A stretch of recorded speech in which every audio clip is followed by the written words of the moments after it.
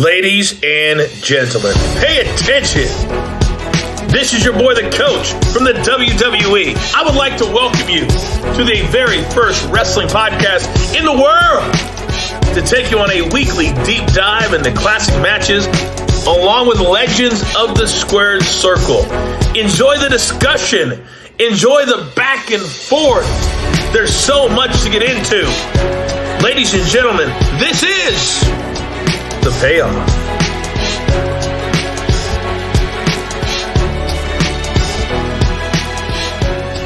Welcome to episode number 199. I'm Tom. That's Jeff. The final King of the Ring pay-per-view. It was interesting before this show, or the beginning of the show, they're showing all the previous winners. And man, it's like, I think they really screwed this one up. I feel like the King of the Ring, you know, even if you only did the finals of the King and Queen of the Ring on pay-per-view, I still think there was value in this brand and not making it a joke. I mean, no offense to like Xavier Woods and the Crown, but like, dude, this was like, you're the guy, okay? Yeah. I mean, you're talking Brett, you're talking Owen, Austin, Triple H, Edge, Brock, you know, so this should have been tied to a world title shot, in my opinion, and that's who this should have gone to. I mean, to me, this is like a Money in the Bank type opportunity. But anyways, here we are, final King of the Ring pay-per-view 2002. How do we end up with this match, Jeff?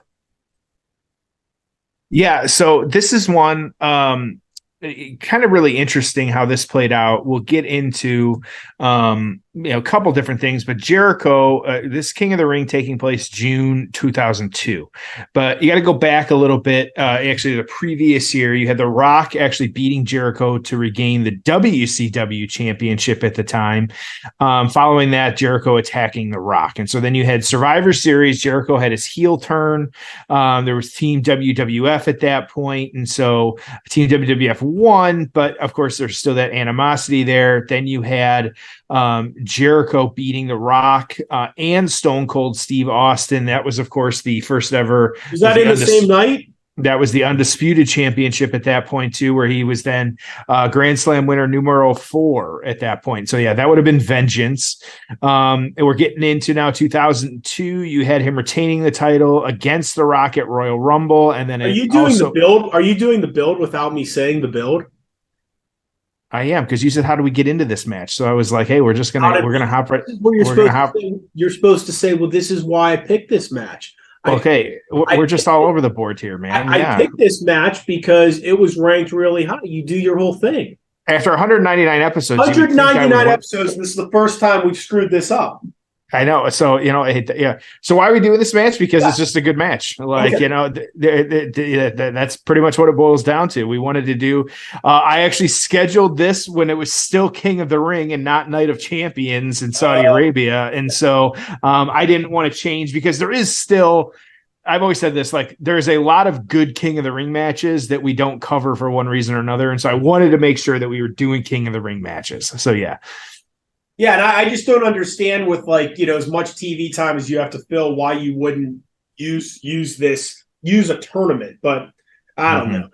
Yeah. And there's different ways you could do it too, because you could say, hey, we're gonna put the Intercontinental Champion into the King of the Ring, and the title's gonna be on the line. So like technically, it could bounce around a few times, and the winner would be the I don't know. I just feel like there's stuff you could do with this. So more stakes to it, yeah. You can resume your build now because it's time for the build. Oh, it's time for the build. Okay. So would you like to run down the card first? And so I'll get into that. Oh, That's yeah, okay. You skip that too. All right. Yep. And so Go ahead. Tell us where we're at. Tell us what the card is. Because again, this is my first week. I'm still learning how to do this thing. So it's okay. I'll tell you what, we're recording this at 10 o'clock in the morning, your time. It's not even late. I know. Sounds like you've been hitting the bottle. Right. Yep. It's not just water I'm drinking right now. Yep. Holy hell. So Columbus, Ohio, Nationwide Arena. You ever been there, Jeff? I have not. I've driven by it, but not been inside. It is smack dab in the middle of downtown. This great, they call it the Arena District, great bars, restaurants, all walking. It's one of my favorite arena setups, for hockey, wrestling, whatever. It's just a great spot. So love it. 15,000 in attendance, June 23rd, 2002, just a few weeks after I graduated high school. Mm-hmm. I did not go to this show though. So let's get into it.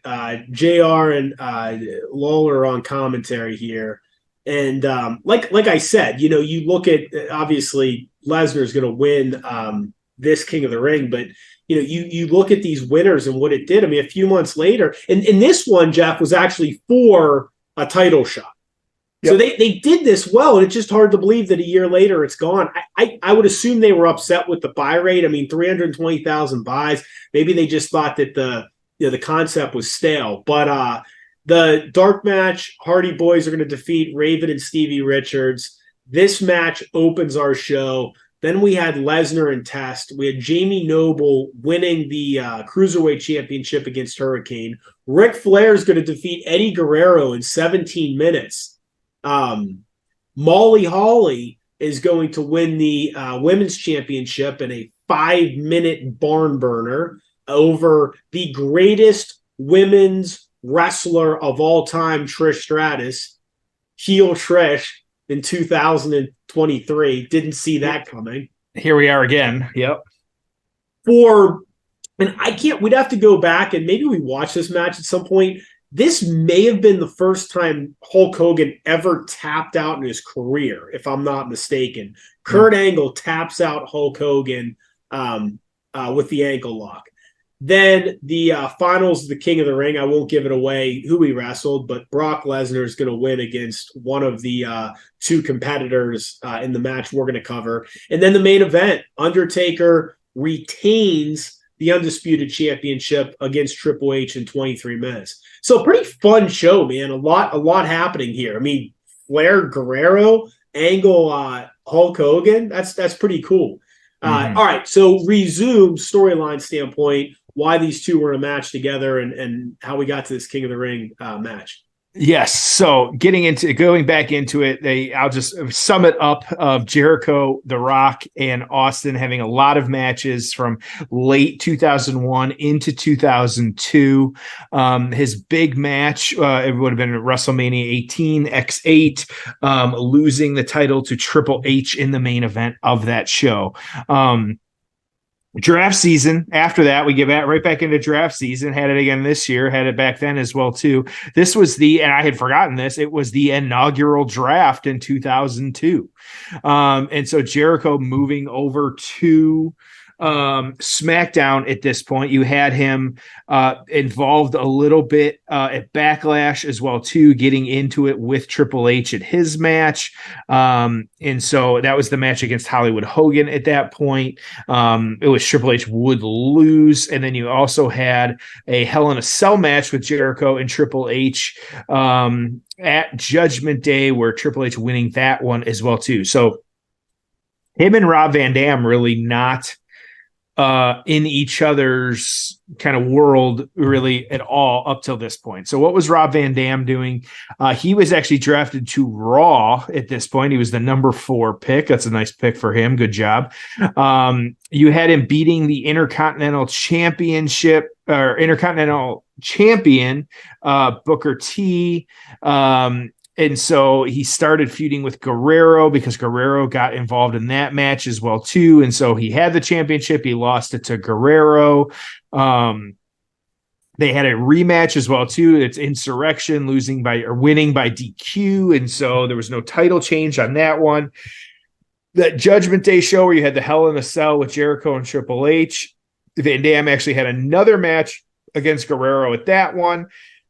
And then leading up to as well, it was actually just an episode of Raw with Van Dam beating Guerrero in a ladder match for the Intercontinental Championship. So weird, he didn't win it at the pay-per-view, but he did win it on Raw. And so, and then you get the King of the Ring tournament. And so these guys really, they may have had a match here or there, but, Jericho was really feuding at the top of the card with Austin, Rock, and Triple H.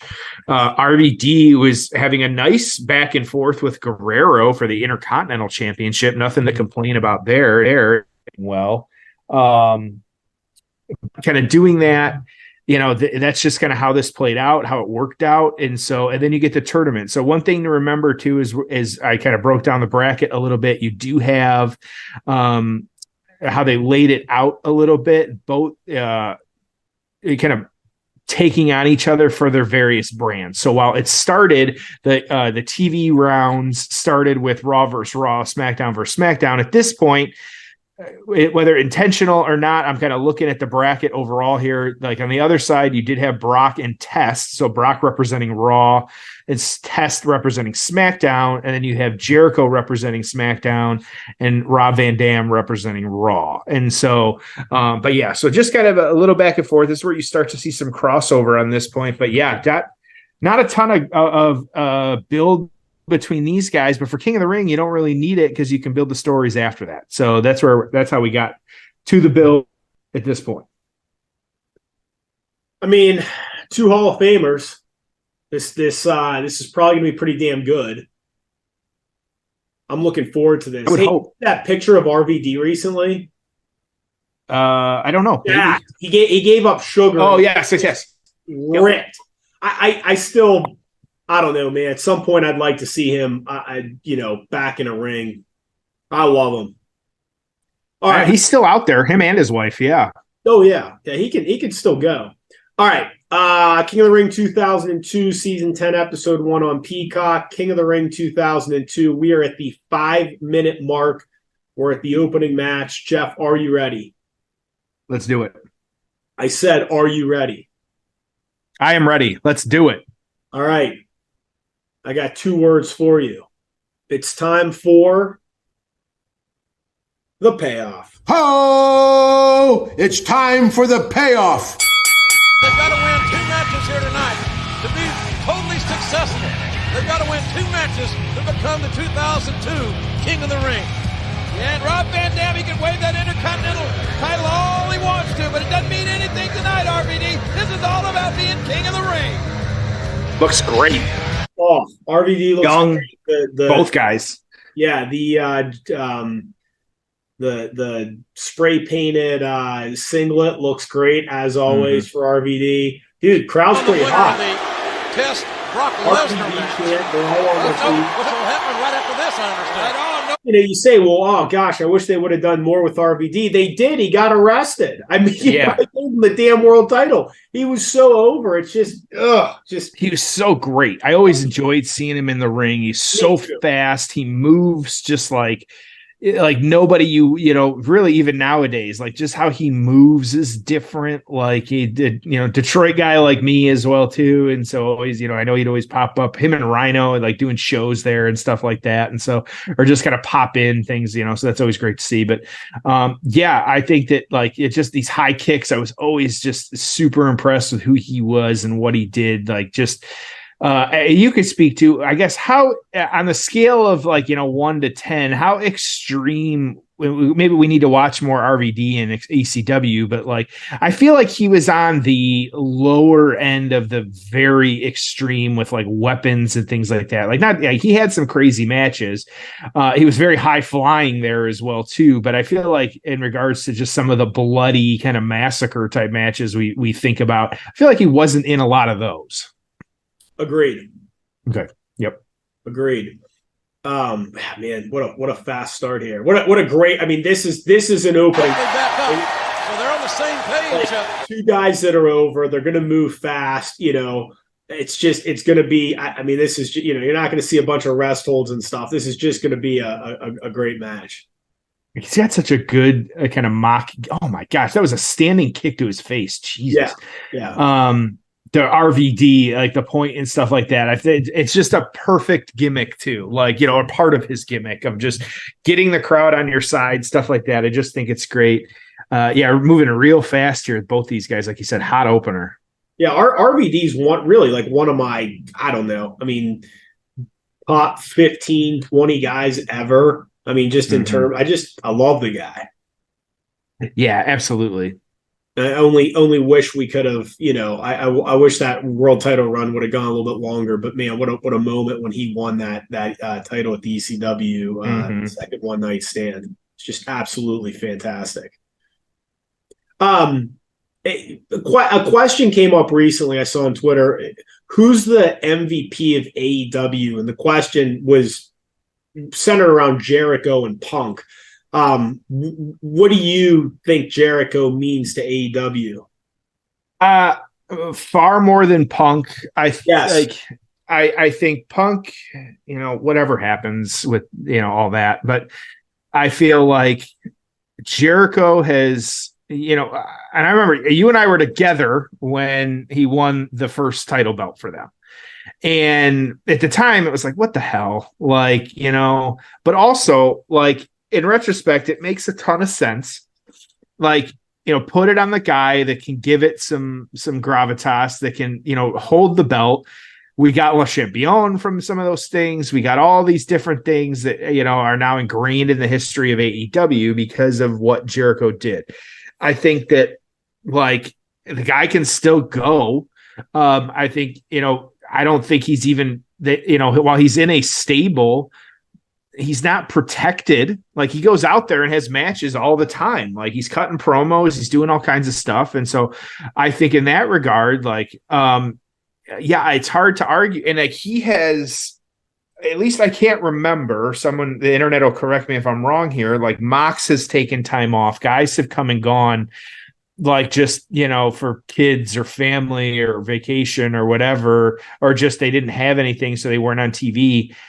Jericho is really consistently, I can't think of a time where he was off of AEW TV for an extended length of time for a personal reason. Like, plus he's doing maybe like the cruise or something like that, but he's doing the Jericho cruise, like, and they're putting on a show there, which is always a big hit. So I just like, the dude is a workhorse. Like he absolutely, like, I think he loves it. Like, being in that role, from what I've, some of the backstage stuff you hear about too, like he is a true locker room leader when there's issues. Like he is the kind of the wrestler's court of some of that type of stuff. I just, I wouldn't have, thought that maybe when AEW was first starting, but now that we're where we are, like, how can you just not be a fan of the work that the guy has done? Yeah, that's what I like about Jericho is just, I mean, the body of work, right? I mean, him and I think Austin were like the two first podcasters in the wrestling space. At least like, kind of big time. Jericho with the band and his body of work as a wrestler and transforming his character so many times. I mean, look at the Chris Jericho you're looking at right here. Different hair, different tights, different gimmick, different music. God love RVD, but that what you're looking at there is what he's come out to for 30 years. Right. I mean, what was one of the greatest kind of debut pops ever was the Y2J stuff. Oh, like, how do you not rank that, near the top of them all? Like it's incredible. And like the whole thing. And while even if fans knew kind of what was happening, it's just crazy. Yeah. Yeah. I think Jericho, I think I think his value to AEW can't be stated enough. Like people forget, he signed with them really early on. And that was like their big signing. And, but they had the Young Bucks and Kenny Omega and Cody Rhodes. Those guys are nothing compared to Chris Jericho in terms of, it's not about you and I. Okay. It's about our buddy that, occasionally watches wrestling going, oh shit, Chris Jericho. Oh, AEW. What's that? Like that's so much more valuable than the Young Bucks. Right. Again, they're great. And I get all that, but like what Chris Jericho meant to AEW, and there was it's not like, when they signed Chris Jericho and Goldberg and Sting and Hulk Hogan. No, it was just Chris Jericho. That was the only guy that was a big name that was, with them initially. Mm-hmm. Mainstream wrestling name. These guys, they have been nonstop in the ring at this point. They are back and forth. They're off the top ropes. They're having a real physical match at this point, a real good match too. So yeah. And I look at it too. It's going to feel weird to say this. I'm not looking to for people to come at me at this, but like Jericho's faction is really a mid-card faction. Like he's not going for the top belts. They're not like, they've got some things happening. Like he doesn't have, the pillars of AEW. It's not the Bucks. It's not Omega. Like he's not really feuding with them. Like, and so I think it's interesting. Like, I think that kind of goes unsaid. I say mid-card, but like at the same, like he's helping guys get over. Like who wouldn't want to be paired with Chris Jericho in that situation? Even if you've got a couple years, but you're trying to, get your name and stuff like that. Like, man, like, same with like Billy Gunn and, the Guns and stuff like that. Like the Scissor Me stuff is gigantic. And so, I love that stuff, but with this, like, I think that him, just the work that he's doing, and like, it's really unmatched. It really is. So. I think I've asked you this before too. What a great kick, dude! I'm telling you, that jumping kick is crazy. You just don't see people like maybe AJ, but he's not getting the height. He's not like I feel like it's just cleaner when Rob Van Dam's doing it. It's crazy. So yeah, I've asked you this before. It's been a while. I'll ask you again. I probably think we all know your answer, but like, will we see Jericho in a WWE ring again? I have to imagine that he will. Something. Yeah. I mean, but I could also, but I could see a situation where, I mean, he ends up spending 5 years in AEW and says, hey, I'm going to be loyal to Tony and I'll do my retirement match. I mean, that's the thing, like filling Wembley Stadium and doing these. I mean, it's a big enough platform that I could see. It's one thing when you say, oh, I don't want my last match to be in TNA on a soundstage. I get that. But I mean, if you're talking, Arthur Ashe and Wembley and, arenas, I mean, AEW is a big enough stage where, I think for a guy like Jericho or Goldberg or, CM Punk to say, hey, my final match is going to be here. I don't think that's a bad thing. Plus, that, maybe not Punk, but for the most part, like Jericho, he'll get the invite to do the WWE Hall of Fame. So, you do that and you wave your hand. And if you really want to have a match there, you probably could. So, interesting. I would think the door is, especially with Vince still there, I would think the door is a little open. So, him and Jericho are good. Yeah, well, that's the other thing too. We talk about. I think we were talking about last week, but Vince being around. All people want to do is dwell on what they think are the negatives, and I agree that him, putzing around with creative may have a negative effect. But what's the positive of Vince? It's not like Triple H has the same relationship and connection with every guy. Okay, right? There's going to be guys like an FTR or I'm sure there's a bunch of other examples, especially some of the younger guys where like they may gravitate more towards Triple H, right? Like, yeah, Malachi Black may be more likely to come back to WWE because of Triple H than he would Vince. Okay. But at the same time, there's guys that they're loyal to Vince. And I think you mentioned it. You said if Vince calls Taker, he'll grab his boots and be out there this weekend wrestling. Yep. Okay. So with Sean, Austin, you go through all these guys where you're like, yeah, they would run through a wall for Vince if he really needed it. Yeah. So, Jericho, I mean, if Vince says, hey, it's time to come home, or it's time to, we want to do a proper retirement for you, or we want to put you in the Hall of Fame. Yes, sir. So there's value in that. Like there's value in having that guy, even if he, has some negative issues too. Great little roll up here, Rob Van Dam. Oh, wow. That was it. Going for the walls and Jericho and couldn't get it. Yeah, really getting into it. And I think it's interesting, especially for some of these, like, I think overall, like, I feel it's almost like a Saudi show type vibe of like Endeavor, after buying all them and stuff, like they're going to want to see those people too. Like this is like when Cody came back to WWE, you didn't change any of the package. You knew he went, using the ropes here. Nope. You didn't want to change any of it because he got over with that. And so I think it's the same way, like bringing these guys back. It's definitely the opportunity, like, of re-engaging some of those lapsed fans or just creating a moment too. Yeah. Jericho going lion salt there, miss it, but he just looks great. They're just both moving crisp. Like Jericho walked right into that kick. That kick caught Jericho right in the jaw. Van Dam now. It's going to be over if he hits this one. Missed it. Van Dam missed a 5-star frog splash. Can Jericho capitalize? Hitting the lion salt, going for it again. Yep, here we go. It's interesting. I'm going back and looking at Van Dam's just matches like over his career. And looking at the star ratings that Meltzer gave him. Man, Meltzer was not an RVD fan. Yes, correct. He only had 2 matches that were above 4. So his ECW matches, okay? He had 2 4.25 star matches against Jerry Lynn, which many would say were 5-star matches and out of this world, right? Yep. Okay. The next best thing he had was a 3 3/4 star match against Bam Bam Bigelow. Huh.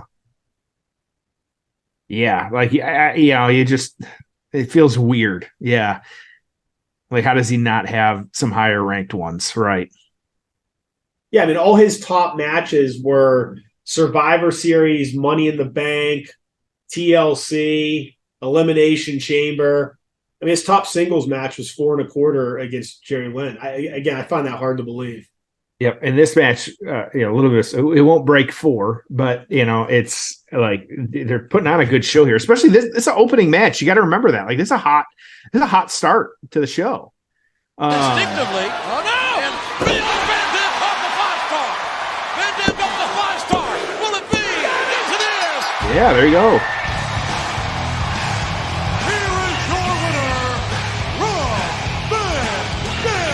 One hell of a physical Fans loving it. To kick off the King of the... Yeah.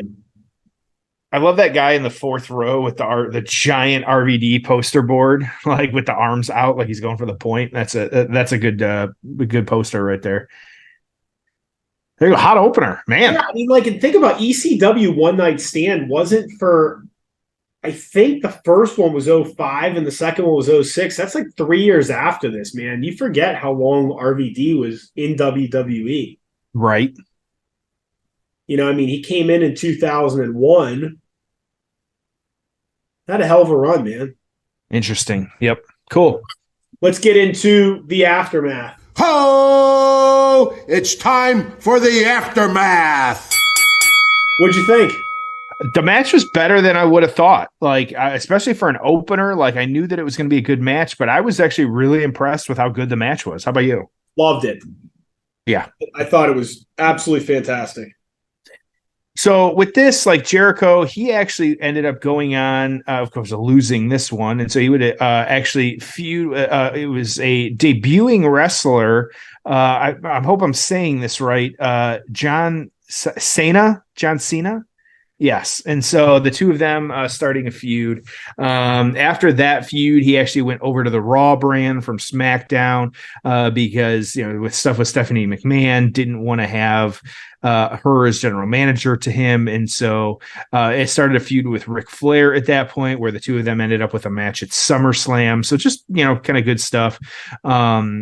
You had him and Christian actually winning the tag titles and losing them to Booker T and Goldust. It was a Fatal 4 match with the Dudleys and then William Regal and Lance Storm and Armageddon as well too. So just a lot of interesting stuff. In this immediate post, I don't know if you still have it on. So Jerry Lawler actually came in and was going to do an interview with Rob Van Dam, but Jericho has now got RVD locked in the walls of Jericho, and kind of, beating him up as well too, which would lead to later this evening, maybe a part of it as well too, him and Brock taking on each other in the finals of the King of the Ring. He ended up losing that match, of course, and so did defend his Intercontinental Championship against Lesnar though a couple times and retaining it, and so he actually got a few up on Brock back. It was actually Raw and Vengeance, and then he ended up winning. It was the first and only time the European Championship when they still had that. Look what a monster! Are you still watching this? Yes, I am. Yep. Brock looks like a freaking monster. Scary. Yeah.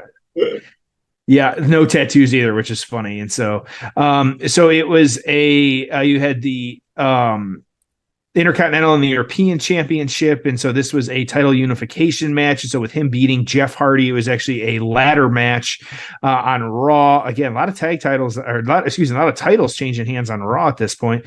You had the Intercontinental Championship merging with the European, remaining the Intercontinental after he beat Jeff Hardy to win both belts at that point. So already nice little, I say, mid-card kind of run. Like nothing wrong with that. So, and speaking I'll kind of spoil it here. Like Meltzer gave this one 3 3/4 stars. Rob Van Dam, according to PWI in 2002, was the #1 wrestler in the world. Wow. Which crazy. Yeah. Jericho was number 4. I did not realize RVD was that high. It's insane to me. And so, but this was by a long shot the best match of the night. It said, aside from Jericho and Rob Van Dam as the opener, there were no standout matches, even though most were technically decent.